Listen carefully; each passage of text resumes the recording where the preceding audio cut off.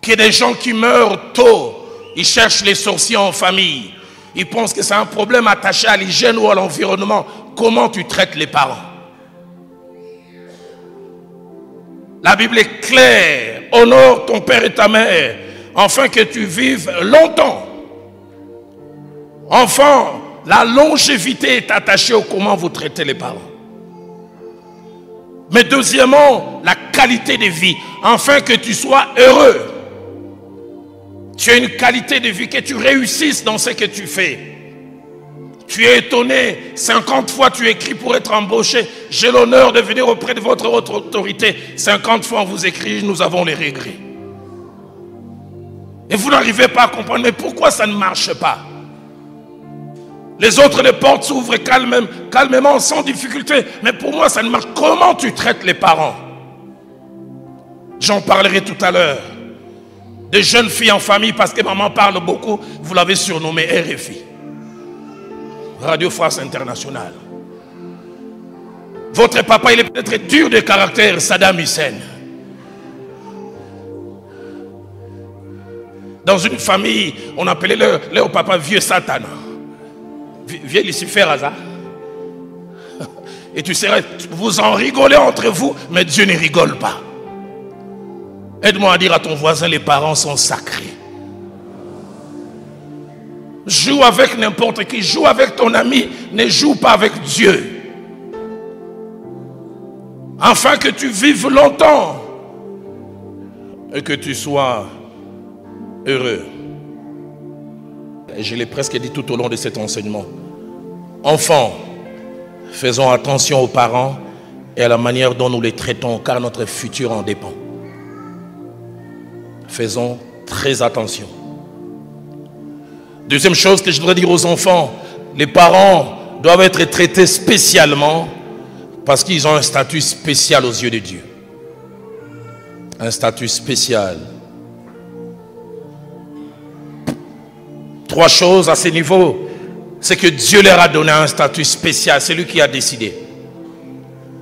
Mais deuxièmement, ils sont comme des délégués de Dieu. Comme on parle dans une entreprise, administrateur délégué. On lui a confié. Les parents sont des délégués de Dieu. Mais troisièmement, nous devons les respecter à cause du prix qu'ils payent pour nous. Des fois, nous n'avons aucune idée du prix que les parents payent. Mon père me disait cette phrase quand j'étais tout petit, je ne comprenais pas trop. Il me disait, on comprend les parents quand on devient parent. Tant qu'on est enfant, on ne comprend pas. On comprend les parents quand on devient parent. J'ai chaque fois insisté aux accouchements de mes filles, j'en ai 4.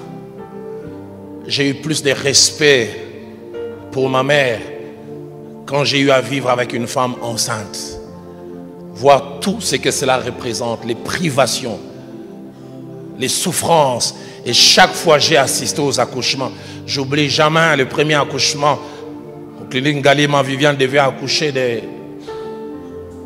Younis. Je ne sais pas comment en grandissant, sa tête n'a pas suivi mon volume. Mais ce jour-là, à la naissance, les sages-femmes et les médecins ont dit, cette fille a une tête un peu comme son père.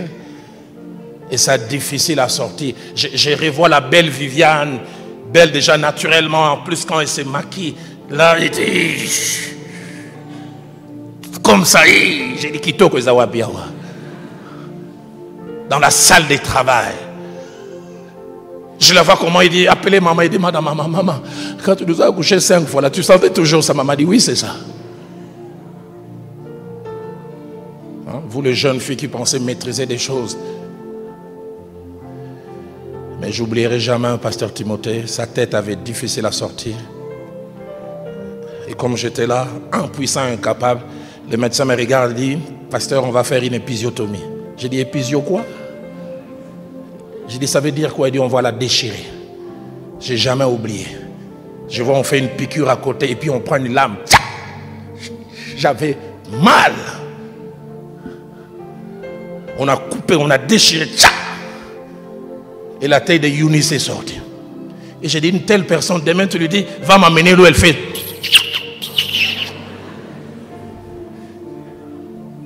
Mais si elle prononce, tu seras maudite. Cette souffrance-là.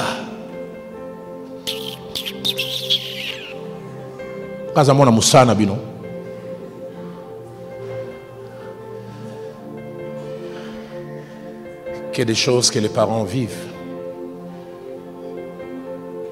Avoir un enfant malade, surtout quand ils sont petits, vous n'avez aucune idée. La vie s'arrête. Vous êtes connecté à ces enfants. Mes filles n'aiment pas que j'en parle, mais je rappelle souvent. Eunice a fait une forte bronchite quand elle avait 1 année et 1 mois. Elle n'arrivait pas à dormir la nuit. On a fait toutes sortes. Et puis ce pédiatre, l'un des meilleurs de Kinshasa, il a dit, si vous voulez qu'elle respire bien la nuit, l'un de vous doit être courageux. Chaque soir avant de dormir, vous devez retirer la morve qu'il y a dans les narines, mais par la bouche. Mon épouse a dit, Berké, Roland, c'est toi le chef de la famille. J'ai dit, ah. J'oublie jamais, elle veut aller dormir et j'arrive et je commence à tirer. Ah, tu vois comment tu as changé ton visage?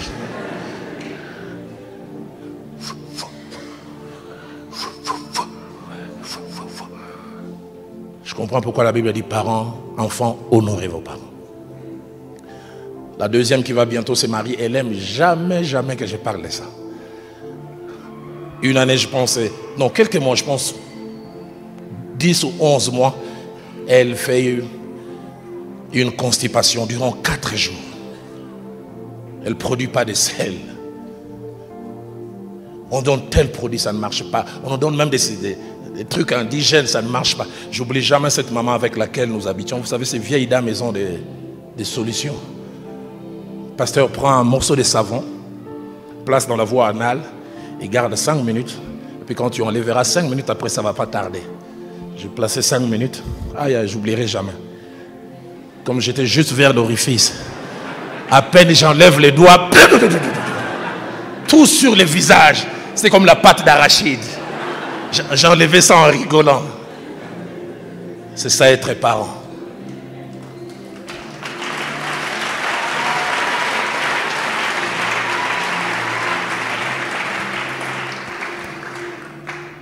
Notre troisième fille faisait de fortes fièvres. À cette époque, on parlait d'un phénomène à Kinshasa, katakata. Il semble qu'il y a un homme qui coupait les gens au milieu. Bon, ce phénomène, ça commence et ça finit sans qu'on sache comment.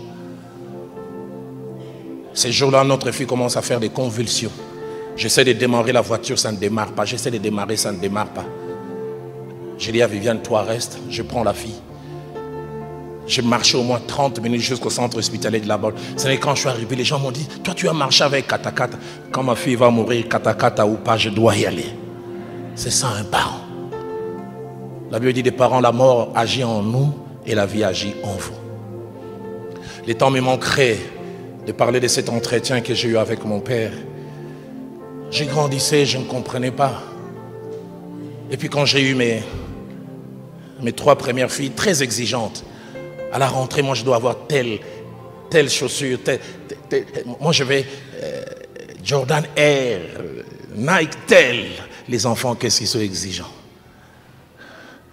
Et puis je me suis arrêté. Et j'ai pensé, mon père, depuis toutes ces années que je l'ai connu, il n'a été que directeur d'école primaire. Très longtemps enseignant, je me dis, je l'ai appelé au téléphone, je dis, papa, toutes ces années où tu étais enseignant, tu touchais au maximum combien? D'ici, on met en dollars 150. Quand je suis directeur, c'est arrivé à 250. Puis je me suis arrêté, mais je dis, mon frère et moi, on a étudié au collège Boboto à Kinshasa. Ma soeur et mes 3 autres frères à l'Athénée. Comment tu faisais pour payer les Minerval? Parce que je sais que ça devait être très très cher. Et puis papa, je me souviens comment on était exigeant à la rentrée. Il y a cette marque, vous ne connaissez pas. Il y a une marque à l'époque, marque Kelm. Tous on voulait les ketch Kelm. D'origine espagnole. Si tu n'as pas les Kelm, tu es... Et on exigeait. Et je me souviens, on achetait ça, l'équivalent de 40-45 $. Et nous 4, on était en Kelm. J'ai dit, papa, comment tu faisais? Il a simplement baissé la tête. Il dit, à part le fait d'enseigner, je faisais 2 autres choses. Je faisais les répétiteurs dans 4 familles. Et je faisais les domestiques 2 fois chez des sujets blancs. J'ai serré mon père dans mes bras. J'ai dit, papa, merci. Je ne savais pas que tu payais un prix aussi fort. Et je me suis souvenu d'un jour où on devait me donner un abonnement, on devait payer pour moi l'abonnement scolaire. J'exigeais, papa, je dois avoir l'abonnement scolaire. Et je n'ai jamais oublié. J'ai entendu mon père dire à ma mère Cécile, tous ces mois, j'irai au travail à pied pour que Roland ait un abonnement scolaire. J'oublie jamais, à l'époque à Kinshasa, il y avait 11 lignes de bus sur Traz, de la ligne 1 à la ligne 10. Et ceux qui marchaient à pied, on disait qu'ils prenaient la ligne 11. Et ce jour-là, alors que je suis dans le bus scolaire, on a traversé, quelqu'un a vu mon père, il a dit, oh Roland, ton papa prend la ligne 11. Papa a pris la ligne 11 pour que moi je prenne la ligne 10.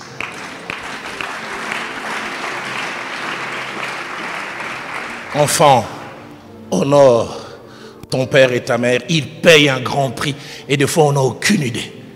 Les enfants, nos spécialités, c'est la demande. On a demandé de payer le minéral. Papa, on a dit, ça ne paye pas pour me chasser. Et vous ne savez pas ce qu'ils font. Vous pensez qu'ils ont des cheveux blancs, barbe blanche, simplement à cause de l'âge, le stress venant de vous. Fonctionnaire qui ne gagne plus rien, mais 4 enfants à l'université. Comment il fait? Ils ne vous disent pas. Ils font des acrobaties de toutes sortes. Des fois, ils sont endettés jusqu'au cou. Des fois, ils doivent aller s'agenouiller devant les gens. Pardon, pardon, donne-moi ça pour mon fils. Toi, tu vois simplement l'argent. Tu ne sais pas d'où ça vient. Troisième chose, l'attitude vis-à-vis des parents ne doit pas être dictée par les comportements des parents vis-à-vis de nous. Je suis bon avec les parents parce qu'ils sont bons. Dans 1 Pierre chapitre 2 verset 18, c'est dit par rapport à la relation maître et serviteur. L'apôtre Pierre dit, serviteurs, obéissez à vos maîtres, même à ceux qui sont méchants de caractère.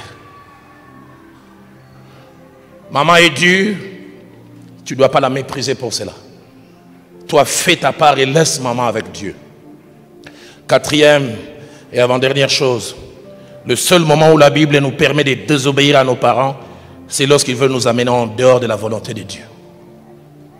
Ephésiens 6, 1 dit, obéissez à vos parents selon le Seigneur. Mais j'insiste, comme je l'ai dit tout à l'heure, même quand ils veulent nous amener en dehors de la volonté de Dieu, nous devons mettre la manière en désobéissant. Et puis, cinquièmement, et je termine, la Bible atteste que tout comportement dangereux en rapport avec les parents peut se passer de plusieurs manières. Deutéronome 7, verset 16, ainsi que Proverbe 20, au verset 10, par des maudire, dire du mal. Qu'est-ce que nous disons? Proverbe 30, au verset 17, parle du regard. Comment tu regardes papa et maman? Et puis enfin, Proverbe 30, au verset 17, parle du mépris. Ne pas les considérer à leur juste valeur. Que Dieu nous donne, au Centre missionnaire Philadelphie, des enfants qui reconnaissent la valeur des parents.